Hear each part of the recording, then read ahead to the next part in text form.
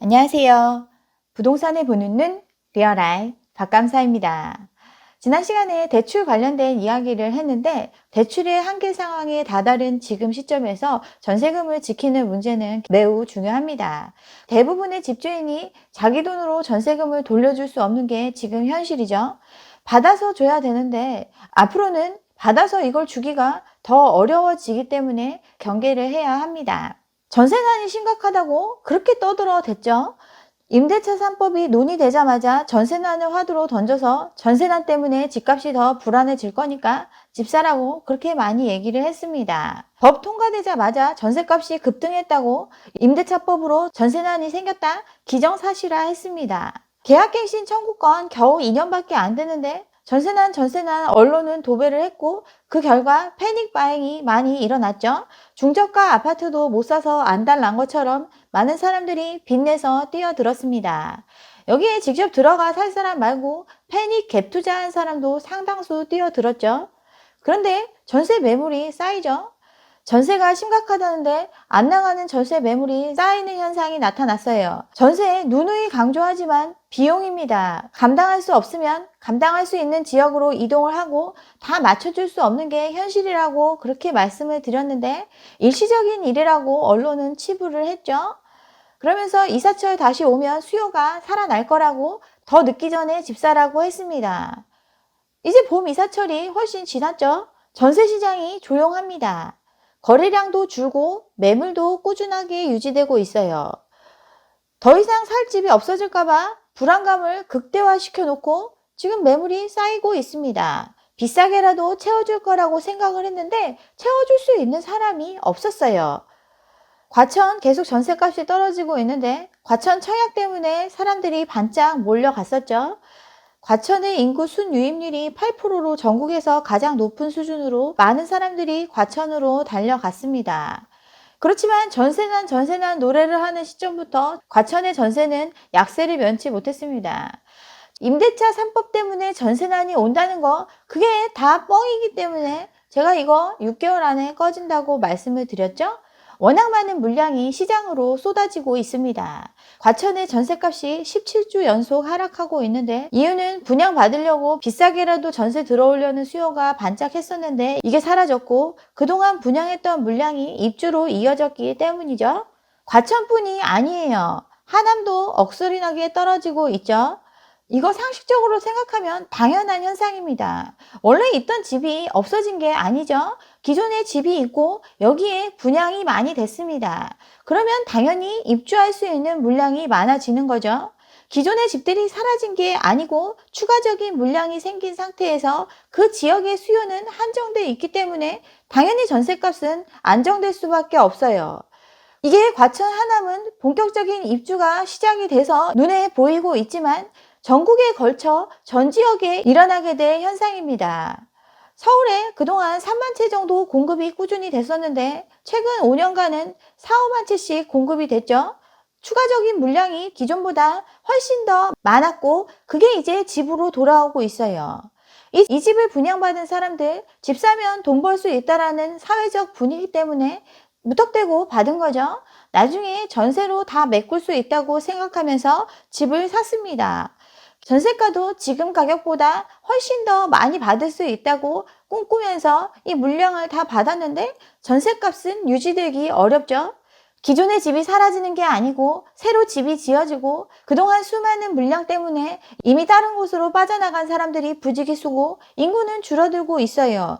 강남도 전세가가 하락을 하고 입주 폭탄을 맞은 강동구는 전세값이 뚝뚝 떨어지고 있습니다. 강동 역전세 온다고 그렇게 말씀드렸는데 아니라고 언론에서 얘기를 했죠. 강동 지역에 아파트 정말 많습니다. 기존 아파트들도 있고 준신축에 해당하는 대단지 아파트들도 많이 있어요. 여기에 고덕 상일 일대에 주공아파트 재건축을 통해서 수많은 아파트가 새로 들어섰습니다. 고덕 그라시움 5,000세대 가까이 되고 아르떼온도 4,000세대 넘고 고덕자이, 센트럴 아이파크, 롯데캐슬 베네루체, 센트럴 프로지오까지 새로운 아파트들이 엄청나게 쏟아져 들어왔어요. 고덕자이 지금 올 초에 입주 시작했는데 아직도 전세 물량이 쌓여 있죠. 물량을 다 소화하지 못했습니다. 전세난이라고 그렇게 떠들고 있는데 이 전세 물량이 쌓여 있어요. 전세난 노래가 가장 크게 울려 퍼질 때 입주했던 고덕 센트럴 푸르지오 같은 경우 가까스로 전세를 드렸어요. 세대수도 작고 하니까 어느 정도 소화됐는데 센트럴 푸르지오 25평 6억 7천, 6억 9천 이렇게 전세를 들어갔는데 그 옆에 있는 5년차 단지가 유탄을 맞았죠. 인근에 있는 단지는 3억대의 전세 재계약을 할 수 있었습니다. 이 지역에 살아줄 사람이 한정돼 있죠. 그러니까 채워지는 곳이 있으면 비는 곳이 생길 수밖에 없습니다. 역전세가 온 거죠. 여기 2년 전에 전세가 대부분 4억 5천에서 4억 9천이었는데 지금 3억대로 내려왔어요. 이게 팩트죠? 강동만 이런 게 아닙니다. 전 지역이 그렇다고 말씀드렸죠. 동탄 이제 좀 있으면 또 핫한 단지가 분양을 하기 때문에 사람들 관심 많은데 여기 더샵 센트럴시티 6억 8천에 전세 놓을 수 있다고 이 일대에 분양했던 아파트들 이거 청약하면 대박이라고 엄청 많은 사람들이 떠들어댔었죠. 근데 지금 전세가 3억 초반을 기록하고 있어요. 지금 5, 6억에 분양받으면 나중에 전세 6억, 7억 놓을 수 있다고 그렇게 얘기해서 갭 투자자들 많이 들어갔는데 현실이 이렇습니다. 딴 데도 마찬가지예요. 분양 한참 있을 때 최고가 전세를 찍었죠. 전세 물량 없다고 하면서. 근데 대부분 3억대로 내려왔죠. 실제 이 지역에 사는 사람들이 낼 수 있는 돈의 한계가 이 수준이기 때문에 전세가는 이렇게 내려왔습니다. 김포도 마찬가지죠. 김포 전세가 3억 넘어가면 힘든데 3억 5천, 4억 가까이 분양가만큼 전세 놓을 수 있다고 많이 펌프질 했죠. 그러면서 사라고 유도를 했습니다. 근데 지금 전세가 2억 7천 더 밑으로 내려왔어요. 마산동 한강 힐스테이트 여기도 사람들 관심 많은 단지인데 여기도 전세가 2억대 기록하고 있습니다.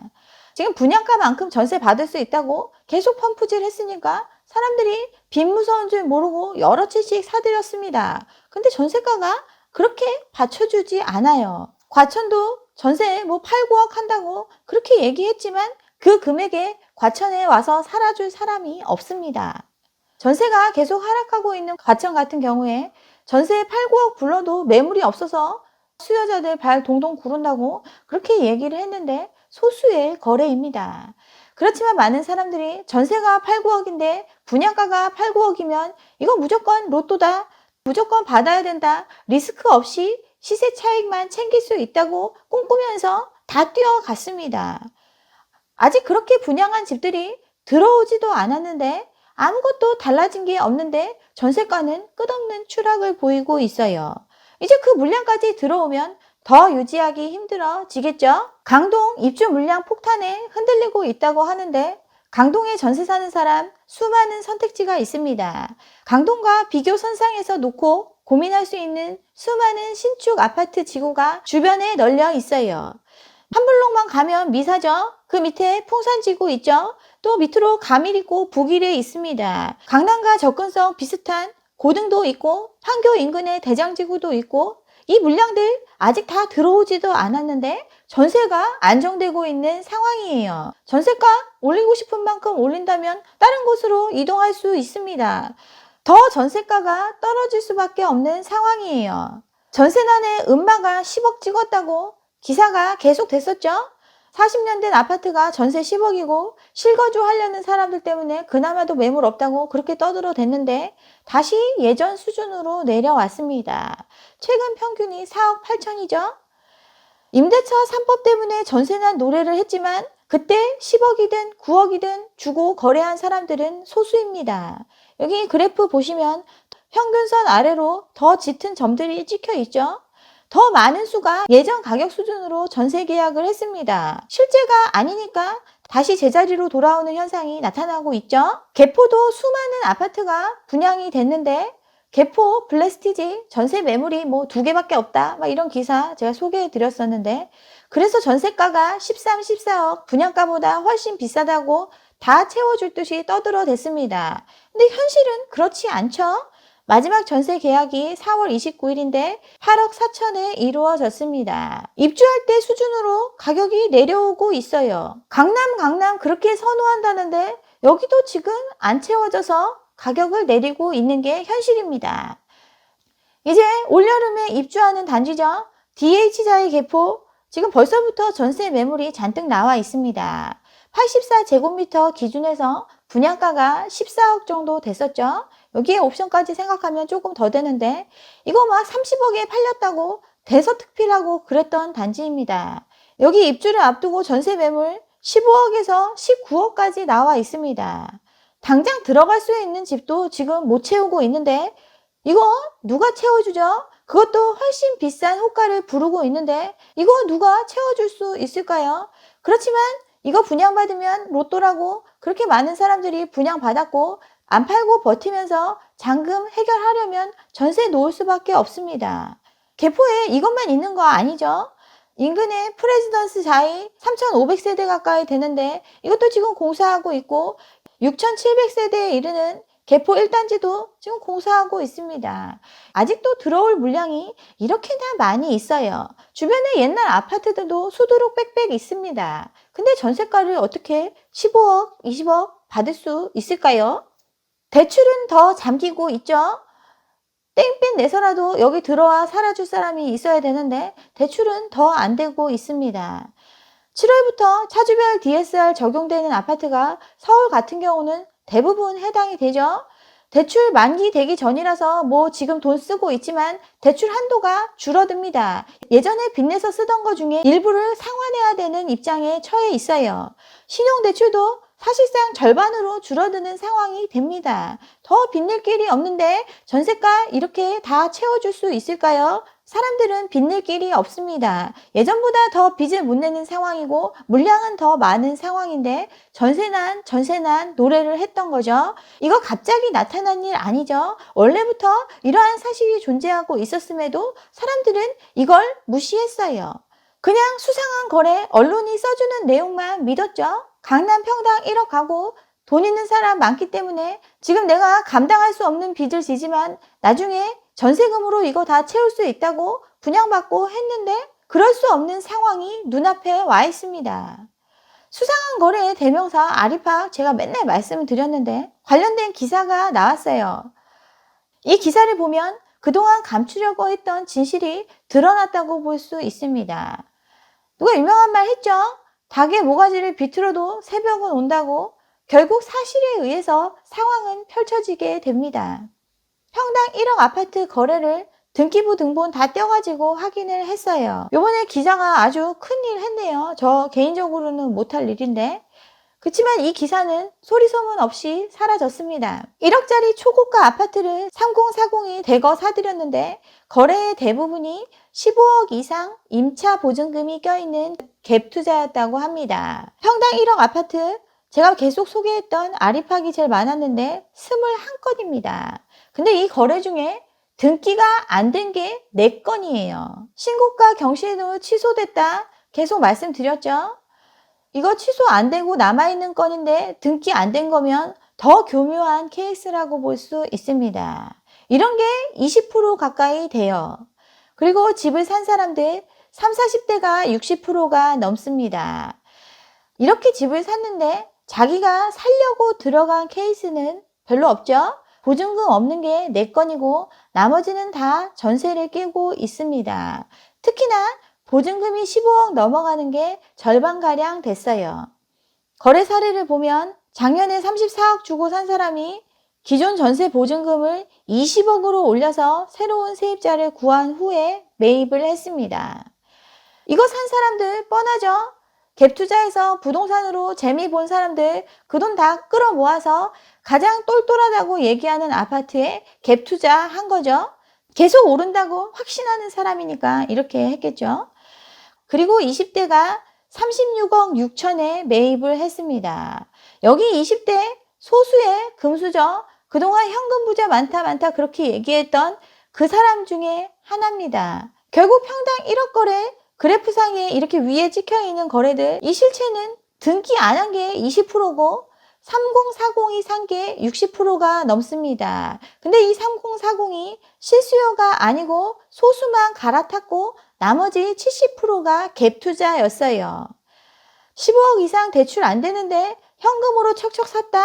대출 안 되는 거 아닙니다. 사업자 대출, 삼자 담보 이런 형태로 대출 받을 수 있고 매도인이 저당 잡아주는 형태, 또 가족이 차용해 주거나 아니면 증여를 받아서 이거 자금 마련할 수 있죠. 이렇게 마련하고 모자라는 건 전세금 받을 수 있는 최대 한도를 받아서 메꿨습니다. 이게 팩트죠. 가장 비싸고 우리나라 최고의 단지라고 하는 거래가 이 모양이에요. 이거보다 싸고 이거보다 저렴한 단지들은 지금 여기서 벌어진 것보다 더 손쉽게 더 많은 사람들이 행동할 수 있습니다. 압구정 거래 지난번에 소개했었는데 반도건설 자회사가 팔았죠. 옆집에 반도건설 회장님이 살고 있는데 회장님 집도 이것 때문에 80억이 된 거래가 있었습니다. 거래를 보면 현실적으로 부모 도움 없이는 마련하기 힘든 금액을 주고 샀습니다. 그리고 갭을 보면 그렇게 비싸게 샀다는 이 매수자들 중에서 실제로 들어가 살 수 있는 능력을 갖춘 사람은 없다고 볼 수 있어요. 전세 20억 사는 사람하고 갭 14억 영끌에서 들어온 사람하고 과연 누가 부자죠? 이거 과거 하우스 푸어 때랑 동일한 현상입니다. 집값 올랐다고 막 좋아하고 있지만 실제로 전세금 내줄 능력 안 되는 사람들이 집 갖고 있는 거 그거죠. 전세 사는 사람 돈을 갖고 있는 사람이고 집 있는 사람 집 팔아야 돈이 생기는 사람인데 집 팔기 어려운 시점이 됐습니다. 올랐다고 해서 부자라고 하는데 지금 내 전세금 돌려줄 수 있는 집주인이 거의 없습니다.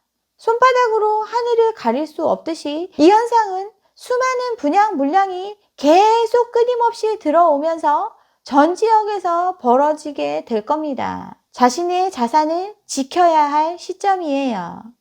네, 여기까지 오늘 준비한 내용이고요. 오늘 제 영상이 좋았다면 좋아요와 구독 잊지 마시고 다음 영상도 함께 해주시기 바랍니다. 감사합니다.